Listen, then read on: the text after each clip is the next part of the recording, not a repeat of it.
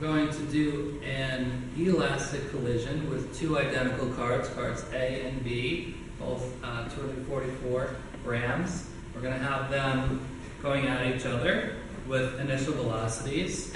So the photo gates will read their initial velocities by capturing their time. Then they'll collide in the center and bounce back off each other, and then we'll be able to get their final velocities after they collide as well.